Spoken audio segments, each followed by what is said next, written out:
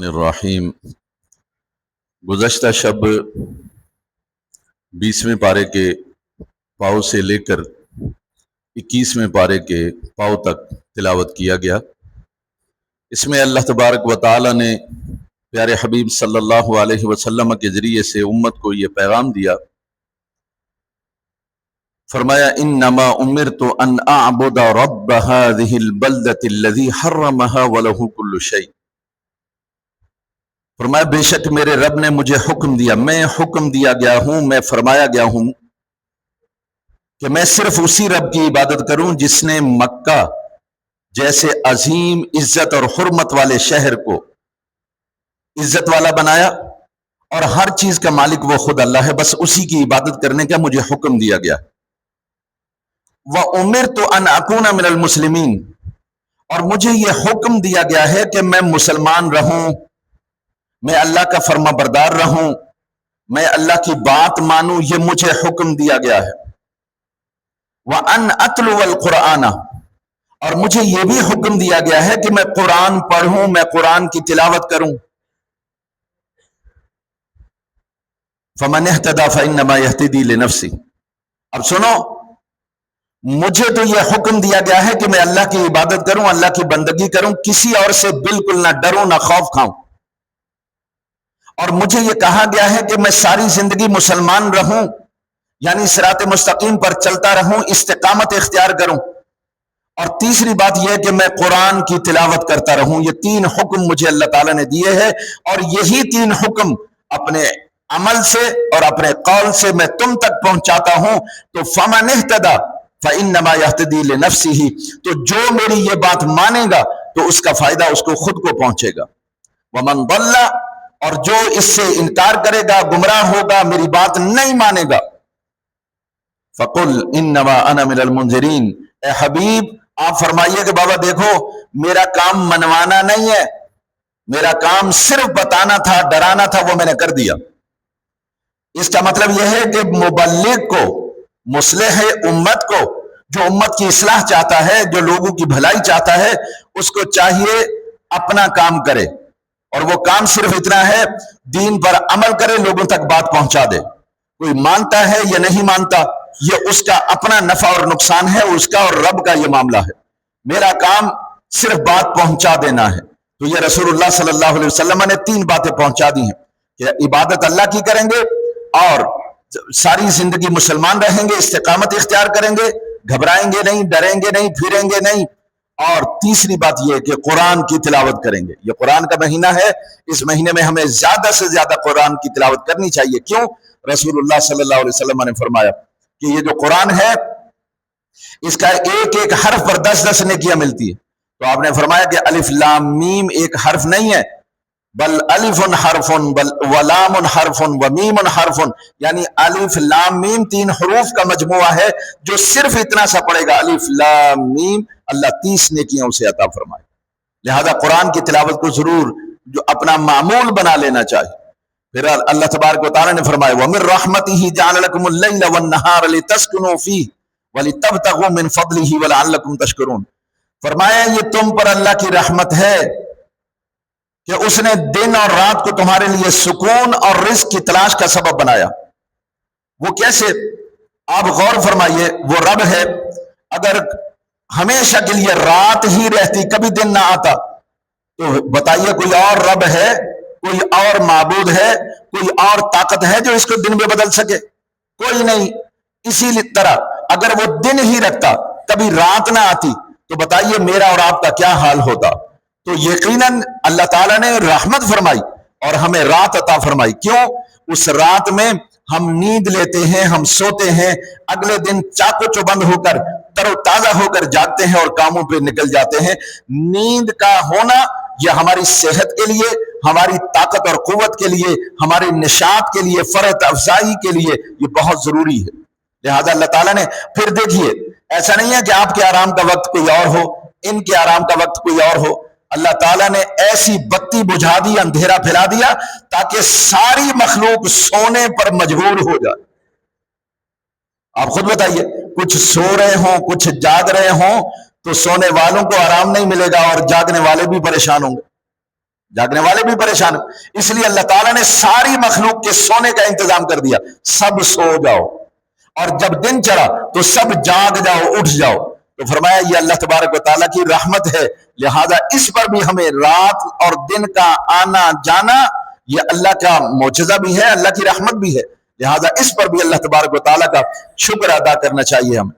پھر اللہ تبارک و تعالیٰ نے فرمایا لوگ یہ سمجھتے ہیں کہ وہ صرف اتنا کہہ دیں کہ ہم ایمان والے ہیں اور ہمیں آزمایا نہیں جائے گا. ام حسب الذین، کیا لوگ یہ گمان کرتے ہیں کہ ان یترکوا، کہ انہیں چھوڑ دیا جائے گا صرف اس بات پر کہ انہوں نے کہا یقولون آمنا، کہ ہم اللہ پر ایمان لائے ہیں، وہم لا یفتنون، اور آزمایا نہیں جائے گا. نہیں، ایسا نہیں ہے. اللہ کی یہ سنت رہی ہے ہمیشہ سے کہ ہمیشہ ہر امت کو اللہ تعالیٰ نے آزمایا ہے. تمہیں بھی اللہ تبارک و تعالیٰ آزمائش میں سے گزارے گا.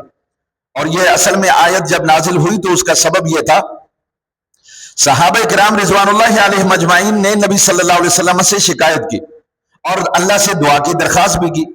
اور اگر آپ نے سیرت طیبہ کو پڑھا یا اسلامی تاریخ کو پڑھا ہے تو آپ کو پتا ہوگا کہ صحابہ کرام مکہ کے مشرکین اور کفار کے ظلم و ستم کا شکار تھے.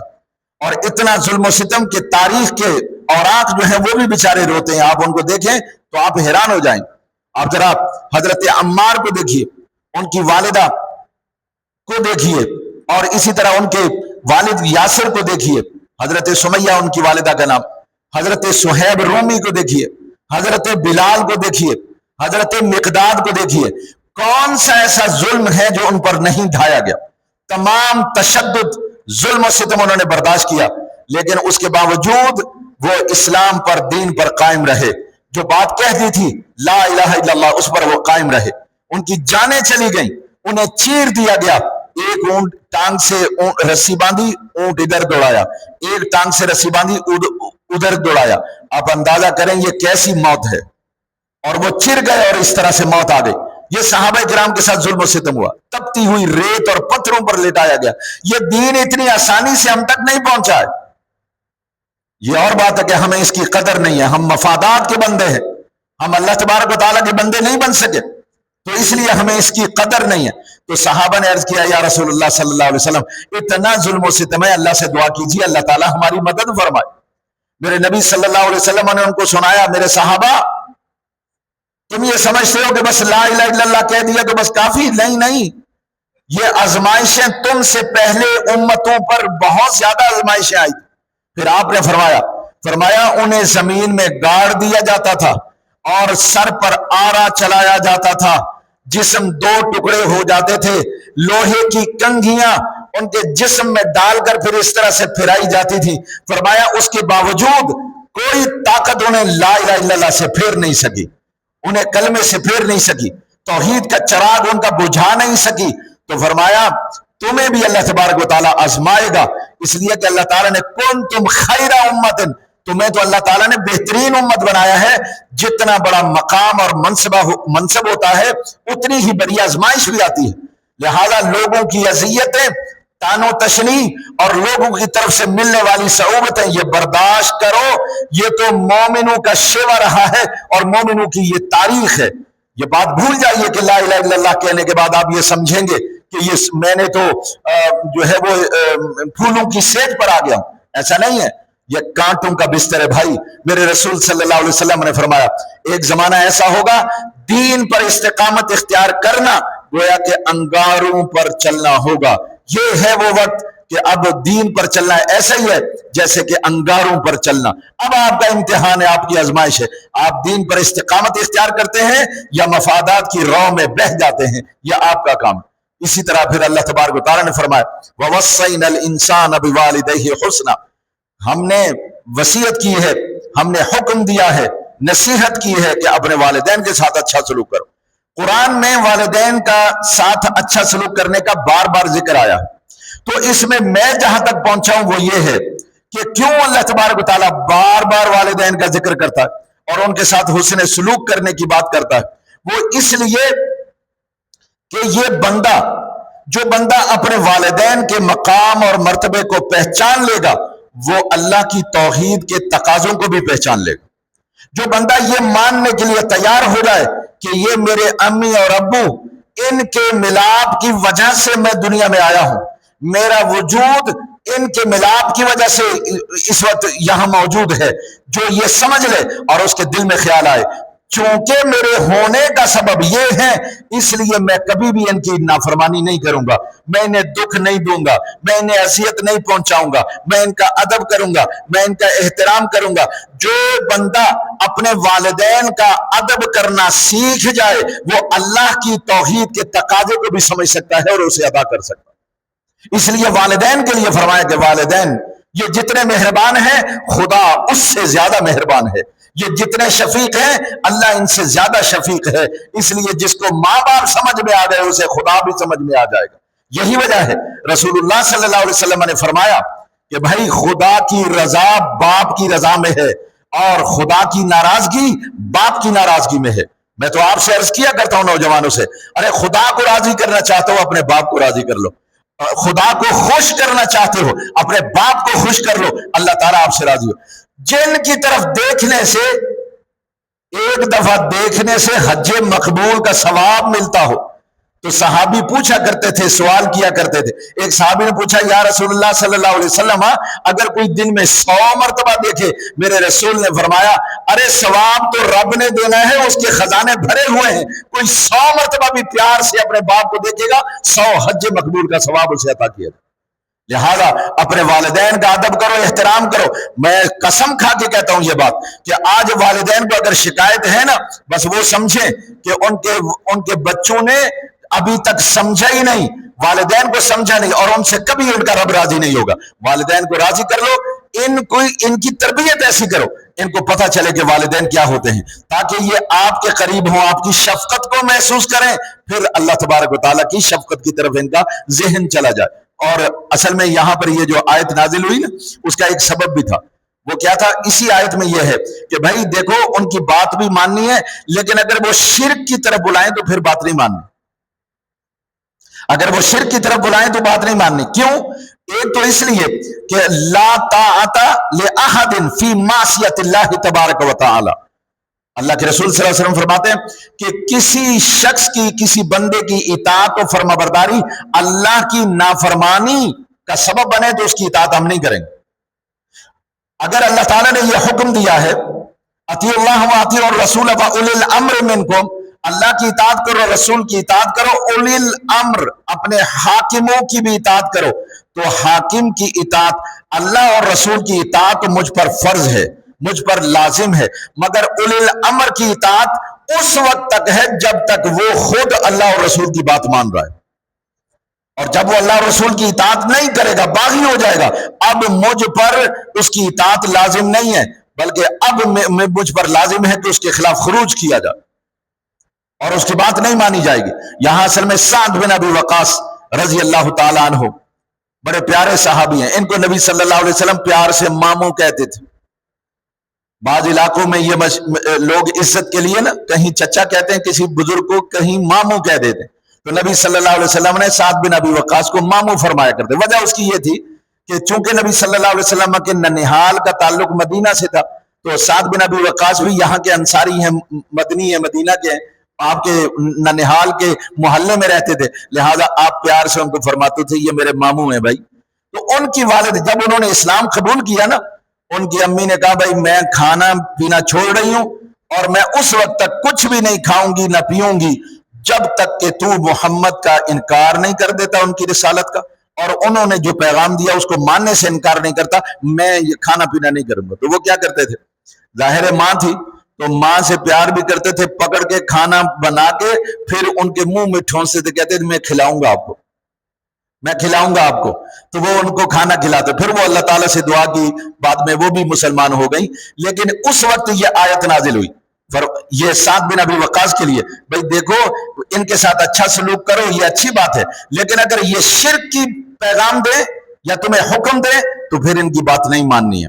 تو یہاں اللہ تبارک تعالیٰ نے واضح طور پر یہ فرما دیا، اور پھر اللہ نے ارشاد فرمایا انکم لتأتون الرجال وتقطعون السبیل وتأتون فی نادیکم المنکر فرمائیں یہ تم ہو انکم لتأتون الرجال جو صحیح راستہ چھوڑ کر، نکاح چھوڑ کر زنا کی طرف آتے ہو، وتقطعون السبیل اور راستے کاٹتے ہو، راستوں میں بیٹھ جاتے ہو، چوکیاں بنا کر محفلیں لگا کر بیٹھ جاتے ہو، آنے جانے والوں کی نظر ان کو دیکھتے ہو، ان کو لوٹ مار کرتے ہو، ان کی چوریاں کرتے ہو، ان کی مخبریاں کرتے ہو، ان کی جاسوسیاں کرتے ہو. یہ کیا ہے بھائی؟ تقطعون السبیل، راستے کاٹتے ہو تم. انکم لتأتون الرجال وتقطعون السبیل وتأتون فی نادیکم المنکر، اور ہر تمہاری مجلس اور محفل میں گناہوں کی باتیں ہوتی ہیں، وہاں پر تم منصوبے بناتے ہو، یہ تم کام کرتے ہو. تو اللہ تبارک و تعالیٰ نے انہیں عذاب علیم کی وعید سنائی ہے کہ بھائی یہ تم ایسا نہ کیا کرو. ہم دیکھتے ہیں کہ لوگ جو ہیں وہ جب کوئی چوری کرتا ہے تو اس کے لیے بھی ریکی کرتا ہے، جاسوسی کرتا ہے، جب کوئی ڈاکہ مارتا ہے تو اس کے لیے بھی راستے میں آ کے بیٹھ جاتا ہے. تو اللہ تبارک و تعالیٰ نے اس طرح سے راستے میں آنے جانے والوں کو تکلیف ہوتی ہے، آنے جانے والے پریشان ہوتے ہیں کہ یہاں بدماش بیٹھے ہوئے ہیں، ہمیں نہیں جانا، اس راستے سے مت گزرنا بھائی آنے جانے والے. اسی طرح سے ماؤں بہنوں کا وہ جو ایک بے خوف آنا جانا ہے وہ بھی متاثر ہوتا ہے. لہذا ہمیں اللہ تبارک و تعالیٰ کے اس پیغام کو سننا چاہیے اور راستوں پر نہیں بیٹھنا چاہیے، اپنے اپنے گھر میں جا کے بیٹھنا چاہیے. ورنہ پھر ایسا ہوگا کہ آپ راستے پر ہوں گے اور لوگ اپنے گھروں میں بیٹھنے میں ہی عافیت سمجھیں گے کہ وہاں تو بدماش بیٹھے ہوئے ہیں، یہاں آ کر کے بیٹھ جائیے. دیکھیے کتنے راستے ہیں کہ جہاں سے انسان کا گزرنا محال ہو گیا. منشیات فروش بیٹھے ہیں، شراب نوشی کرنے والے بیٹھے ہیں، ڈاکے مارنے والے بیٹھے ہیں، چور بیٹھے ہوئے ہیں، وہاں سے گزرنا منع ہو گیا. اللہ تبارک و تعالیٰ نے یہ فطرت کے عین مطابق پیغام دیا کہ یہ کام نہیں کرنا ہے، راستوں پر نہیں بیٹھنا ہے، چوری ڈاکے نہیں کرنے ہیں. لہذا پھر اللہ تعالیٰ نے فرمایا وما آتیتم الربا وما آتیتم، اللہ تبارک و تعالیٰ نے ارشاد فرمایا یہ جو سود ہے اس میں قطعاً کوئی فائدہ نہیں، کوئی اضافہ نہیں ہوتا.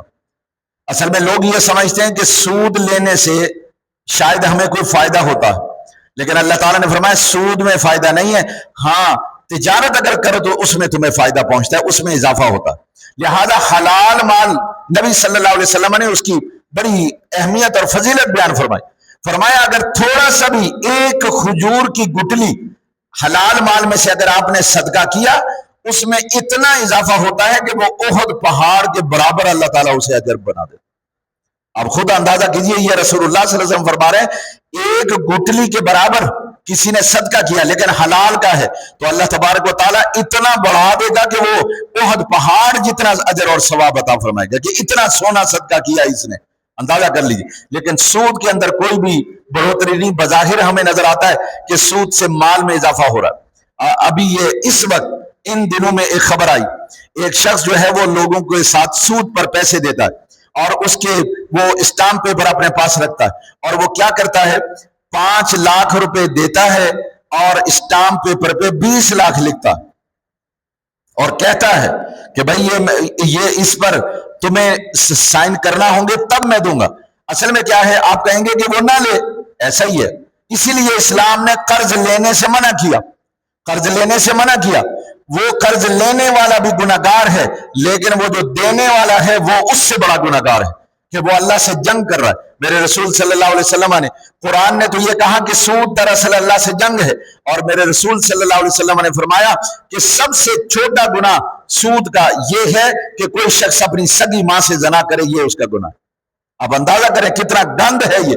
لیکن اس وقت اس علاقے میں بھی سودی لوگ موجود ہیں جو لوگوں کی مجبوریوں سے ناجائز فائدہ اٹھا کر وہ ان کو سود پر پیسہ دیتے ہیں، ان سے سود وصول کرتے ہیں اور اس طرح سے وہ یہ سمجھتے ہیں ہمارے پیسے میں اضافہ ہوگا. اللہ کی قسم میں نے دیکھا ہے ان کی ذلتوں میں اضافہ ہوتا ہے اور لوگوں کے دلوں میں ان کے لیے کوئی پیار نہیں، کوئی محبت، کوئی عزت اور وقار نہیں ہے. ہاں یہی اگر وہ قرض حسنہ دے دیں، یعنی اس طرح سے دے دیں کہ بیٹا لے جاؤ، جب ہوں گے مجھے دے دینا، جب ہوں گے مجھے دے دینا. میں قسم کھا کے کہتا ہوں ایسا شخص دنیا میں باوقار جیے گا، ہر آنکھ اس کے لیے ادب سے بچ جائے گی اور یہ لوگ کہیں گے یار یہ بڑا ہمدرد انسان ہے کہ لوگوں کو جو ہے وہ قرض حسنہ دیتا ہے. اور آخرت میں پتہ ہے اس کا کیا اجر ہے؟ نبی صلی اللہ علیہ وسلم نے حدیث سنائی صحابہ کو، فرمایا ایک شخص آئے گا، اللہ تعالیٰ اس سے پوچھے گا کوئی نیکی کی ہے تو نے؟ وہ کہے گا یا رب العالمین مجھ سے کوئی نیکی مجھے تو یاد نہیں پڑ رہی کہ کوئی نیکی ہو. اللہ تعالیٰ کریم ہے.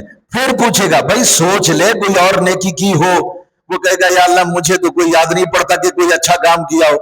پھر تیسری دفعہ اللہ پوچھے گا, پھر اس کو یہ یاد آئے گا, وہ کہے گا یا رب العالمین بس اور تو مجھے کوئی یاد نہیں, بس اتنی سی بات ہے, لوگ مجھ سے قرضہ لیتے تھے اور پھر وہ وقت پر دے نہیں پاتے تھے, وہ میرے پاس آتے کہتے جی ابھی ہمارے پاس نہیں ہے, میں انہیں مہلت دے دیتا تھا, کہتا تھا جب ہوں گے دے دینا.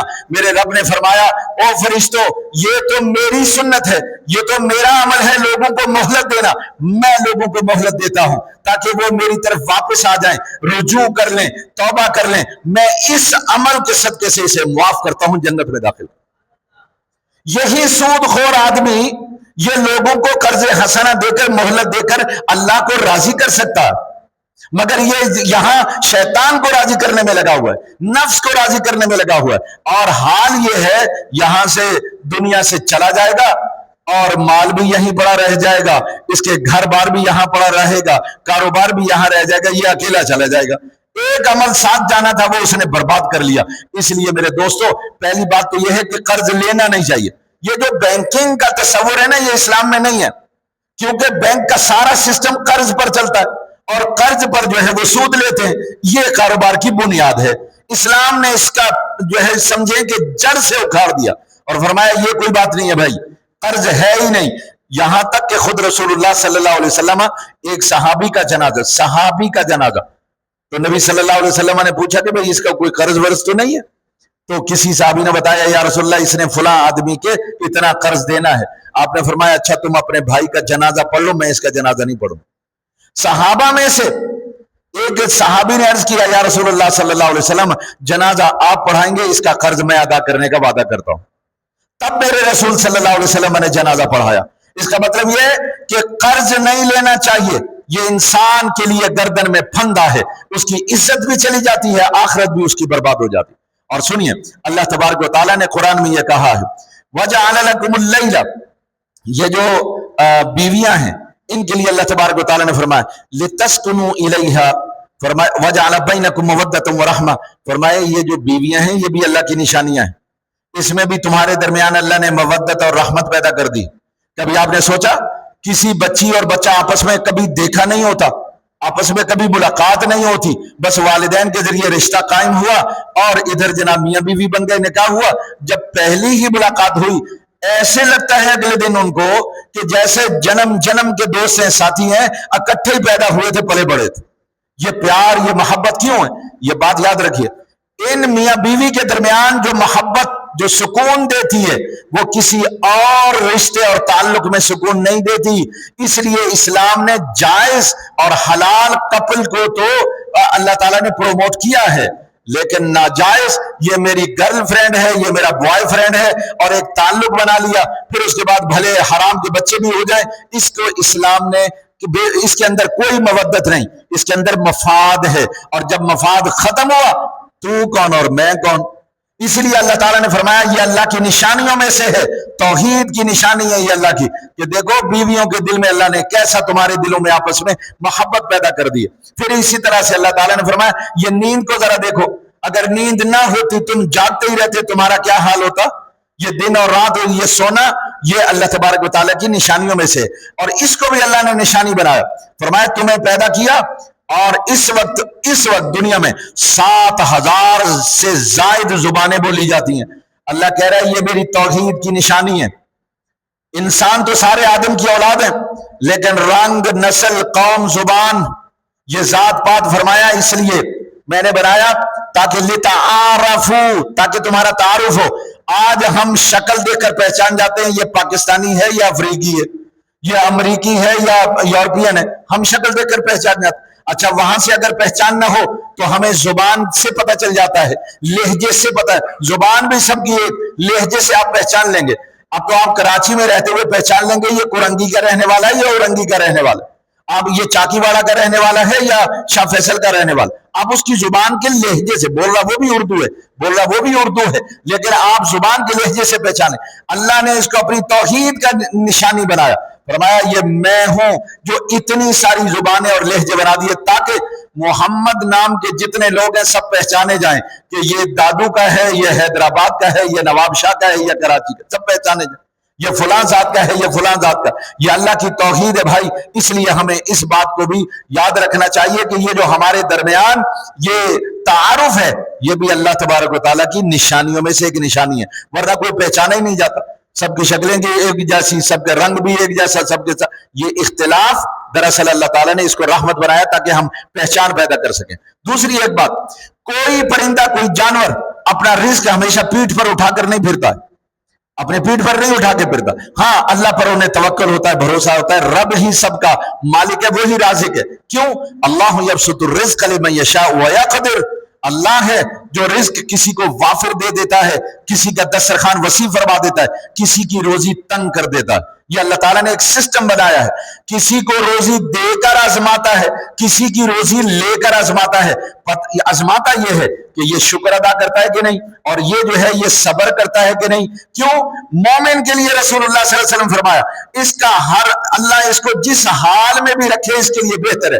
اگر اللہ تعالیٰ نے نوازا یہ شکر ادا کرتا ہے تو تب بھی اس کے لیے بہتر ہے، اللہ اس سے راضی ہوتا ہے، نعمتوں میں اضافہ کرتا ہے۔ اور اگر اس سے اللہ تعالیٰ کوئی چیز لے لیتا ہے، سلب کر لیتا ہے، یہ اس پر صبر کرتا ہے، فرمایا یہ بھی اس کے لیے بہتر ہے، کیونکہ جو صبر کرتا ہے اللہ اس کے ساتھ ہو جاتا ہے، اللہ کی حمایت اس سے حاصل ہو جاتی ہے۔ اس لیے پھر اللہ نے فرمایا اتلو ما اوحی الیک من الکتاب واقم الصلاۃ ان الصلاۃ تنہی عن الفحشاء والمنکر ولذکر اللہ اکبر واللہ یعلم ما تصنعون۔ فرمایا اتلو ما اوحی الیک من الکتاب، ارے یہ جو کتاب تمہیں دی گئی ہے اسے پڑھو، یعنی قرآن پڑھو۔ بھائی قرآن کے پڑھنے کے کئی مقصد ہو سکتے ہیں، ہم اجر اور ثواب کے لیے بھی قرآن پڑھتے ہیں، اس میں تدبر اور تفکر کے لیے بھی ہم قرآن پڑھتے ہیں، واعظ و نصیحت کرنے کے لیے بھی ہم قرآن پڑھتے ہیں۔ تو قرآن کے پڑھنے کے کئی مقاصد ہیں، لیکن اللہ یہ کہہ رہا ہے مقصد کوئی بھی ہو لیکن قرآن کی تلاوت جاری رکھو۔ اتلو ما اوحی الیک من القرآن، کیوں؟ تمہارے جتنے معاملات ہیں تمہیں رہنمائی چاہیے، قرآن پڑھو۔ سیاست کرنی ہے قرآن پڑھو، معاشی حوالے سے کوئی مسئلہ ہے قرآن پڑھو، آپ کو سماجی حوالے سے کوئی مسئلہ ہے قرآن پڑھو، خاندانی مسئلہ ہے قرآن پڑھو، آپ کو روپے پیسے کا مال کا مسئلہ ہے قرآن پڑھو، یعنی کاروبار کرنا ہے تو قرآن پڑھو، ہر مسئلے کا حل قرآن میں موجود ہے، لہذا قرآن پڑھو۔ ہاں اور پھر فرمایا اقم الصلاۃ، نماز قائم کرو۔ یہ حکم دیا گیا نماز قائم کرو۔ کیوں نماز قائم کرو؟ نماز قائم کرو اس لیے کہ یہ جو نماز ہے جو قائم کر لیتا ہے اس کا تعلق اس کے رب سے مضبوط ہو جاتا ہے، اس کو اللہ کا قرب حاصل ہو جاتا ہے، اور یاد رکھیے اللہ اس کی مدد کرنے لگتا ہے، اللہ اس کا سہارا بن جاتا ہے۔ اور یاد رکھیے اللہ کی مدد کے بغیر یہ دنیا کی زندگی گزارنا ناممکن ہے۔ ہمیں ہر موقع پر اللہ کی مدد درکار ہے، تو جب اللہ کی مدد درکار ہے، اللہ کی حمایت آپ کو چاہیے، تو پھر نماز قائم کرو تاکہ اللہ کا قرب حاصل ہو، اور جس کو اللہ کا قرب مل جاتا ہے اللہ اس کا حمایتی بن جاتا ہے، اللہ پھر اس کا سہارا بن جاتا ہے، اللہ پھر اس کا مددگار بن جاتا ہے۔ اس لیے اقیم الصلاۃ، نماز قائم کرو۔ اور پھر فرمائے ان الصلاۃ تنہی عن الفحشاء والمنکر، نماز اس لیے بھی پڑھو کہ یہ نماز فحاشی اور برائی کے کاموں سے ہمیں منع کرتی ہے، روکتی ہے۔ لیکن آپ کہیں گے ہم نماز بھی پڑھتے ہیں اس کے باوجود ہمیں یہ فحاشی اور برائی سے نہیں روکتی، تو دراصل نماز پڑھنے کے کچھ آداب ہیں، نماز کی کچھ شرائط ہیں، ان آداب اور شرائط کا اگر خیال نہ رکھا جائے تو پھر یہ نماز اثر انداز نہیں ہوتی، پھر یہ مؤثر ثابت نہیں ہوتی، پھر یہ ہمیں برائیوں سے نہیں روکتی ہے۔ وہ کیا ہے؟ آداب کا یہ ہے، سب سے پہلے تو آپ کی نیت للہیت، دکھاوا نہ ہو، اللہ کی رضا کے لیے نماز پڑھیں۔ میں اس پر آپ کو مثال بھی ایک دیتا ہوں، ایک چور چوری کر کے بھاگا، لوگ اس کے پیچھے بھاگے، پکڑو، مسجد کا دروازہ کھلا تھا، لوگ نمازیں پڑھ رہے تھے، یہ اندر چور گھسا، بغیر وضو کے جا کے کھڑا ہو گیا۔ وہ لوگ اندر مسجد میں آئے، اس کو ڈھونڈنے لگے، ڈھونڈ نہیں پائے، چلے گئے۔ اب یہ نماز میں سوچ رہا ہے، یہ کہہ رہا ہے کہ میں نے جھوٹ موٹ نماز کی شکل بنائی تو اللہ نے لوگوں کے شر سے مجھے محفوظ کر دیا، اگر میں سچے دل سے نماز پڑھنے لگ جاؤں تو میرا مقام اور مرتبہ کیا ہوگا؟ تو اس لیے سب سے پہلے تو اخلاص ہونا چاہیے، پھر پاکیزگی اور طہارت، ظاہری پاکیزگی اور طہارت کا ہونا بھی ضروری ہے۔ بغیر وضو کے، بغیر طہارت کے، کپڑے اور جگہ کے صاف ہونے کے بغیر نماز نہیں ہوتی ہے۔ پھر صفائی قلب، تصفیہ قلب بھی ہونا چاہیے کہ دل میں صرف جس کی عبادت کی جا رہی ہے صرف اسی کا خیال ہو، کسی اور کا خیال نہ آئے، تو یہ بھی ہمارے دل میں ہونا ضروری ہے۔ جب تک یہ آداب اور شرائط کا ہم خیال نہیں کریں گے، اور آخر میں سب سے بڑی بات، رزق حلال ہونا چاہیے۔ اگر سب کچھ ہے، رزق حلال نہیں ہے، تو نماز قابل قبول نہیں، وہ اس قابل نہیں ہوگی کہ آپ کو برائیوں سے روکے۔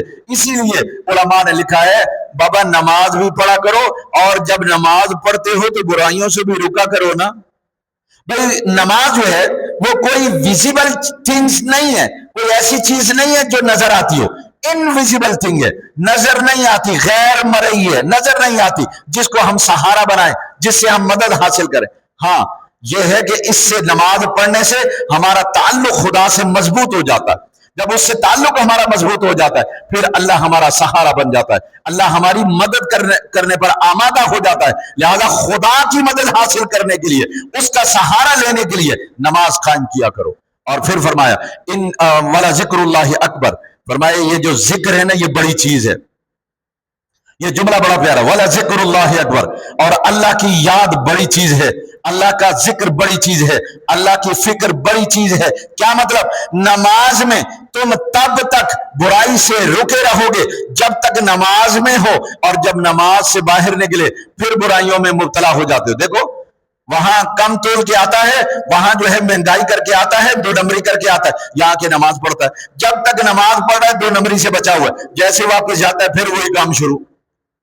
لیکن فرمایا والا ذکر اللہ اکبر، یہ جو اللہ کا ذکر اور اس کی یاد ہے نا یہ نماز سے بڑی چیز ہے۔ کیا مطلب؟ دل یار ول ہتھ کار ول، ہاتھ جو ہے یہ کام کی طرف مصروف رہے، دل خدا کی یاد میں مصروف رہے۔ جب ہر وقت خدا کی یاد دل میں ہوگی تو جب جب قدم اٹھے گا اللہ کی یاد آ جائے گی اور اللہ تعالیٰ برائی سے روک لے گا۔ اس کا مطلب ہے یہ جتنے برائیوں میں مبتلا لوگ ہیں دراصل اللہ کی یاد سے غافل ہیں۔ والا ذکر اللہ اکبر، اس لیے اللہ کی ذکر بڑی چیز ہے، لہذا خدا کا ذکر کرتے رہو۔ ہماری زبان ہر وقت اللہ کے ذکر میں تر و تازہ رہنی چاہیے، جاری رہنی چاہیے۔ اللہ سے دعا ہے کہ رب العالمین ہمیں اپنی یاد، اپنا ذکر اور فکر نصیب فرمائے۔ الحمدللہ رب العالمین والصلاة والسلام علی سید الانبیاء والمرسلین وعلی آلہ واصحابہ اجمعین۔ رب زدنا علما نافعا وعملا مقبولا ولسانا ذاكرا وقلبا منورا وإيمانا مستقيما ودعاء مستجابا۔ رب اشرح لي صدري ويسر لي أمري واحلل عقدة من لساني يفقه قولي۔ اللهم اجعل من الذين يستمعون القول فيتبعون أحسنه برحمتك يا أرحم الراحمين۔